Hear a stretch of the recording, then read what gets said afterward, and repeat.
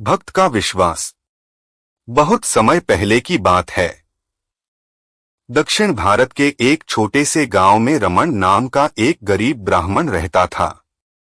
वह भगवान श्री कृष्ण का अनन्य भक्त था। उसका पूरा जीवन भक्ति और सेवा में बीता। वह प्रतिदिन सुबह सुबह स्नान करके मंदिर जाता और पूरे श्रद्धा भाव से भगवान की पूजा करता।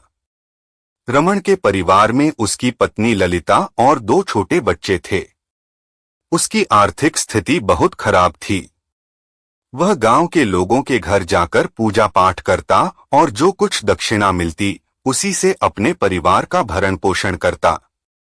लेकिन कई दिनों से उसे कोई दक्षिणा नहीं मिली थी। घर में अन्न का एक दाना भी नहीं बचा था।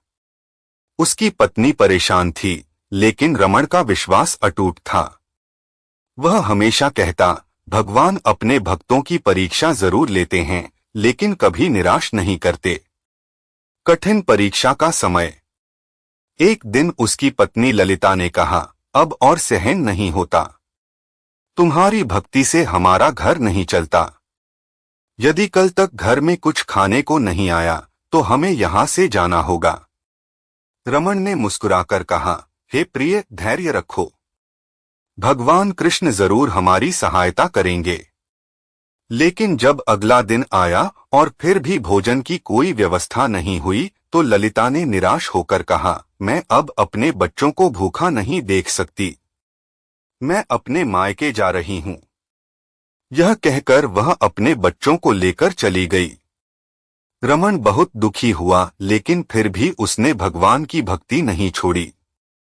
उसने मंदिर जाकर कृष्ण के चरणों में प्रार्थना की, हे प्रभु, यह आपकी परीक्षा है, मैं जानता हूं।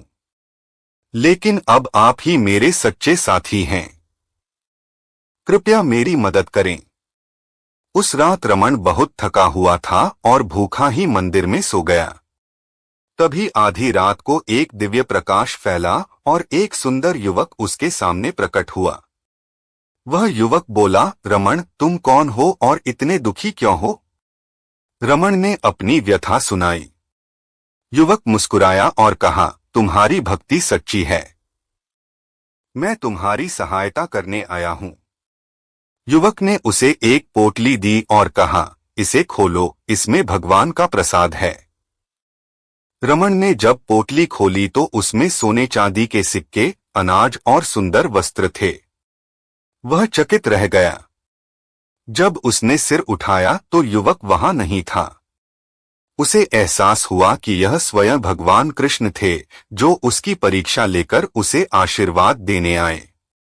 अगली सुबह रमन अपनी पत्नी और बच्चों को लेने गया। जब उसने ललिता को भगवान के चमत्कार के बारे में बताया तो वह रो पड़ी और बोली, मुझे माफ कर दो। मैंने तुम्हारी भक्ति पर संदेह किया। इसके बाद रमन ने पूरे गांव में भगवान की कृपा की कथा सुनाई। गांव के लोग बहुत प्रभावित हुए और उन्होंने भी भक्ति का मार्ग अपना लिया। धीरे धीरे रमन का जीवन बदल गया। उसने उन सिक्कों से एक सुंदर मंदिर बनवाया और प्रतिदिन वहां भगवान कृष्ण की पूजा करने लगा। उसकी प्रसिद्धि दूर दूर तक फैल गई। भाग। एक दिन गांव में अकाल पड़ गया।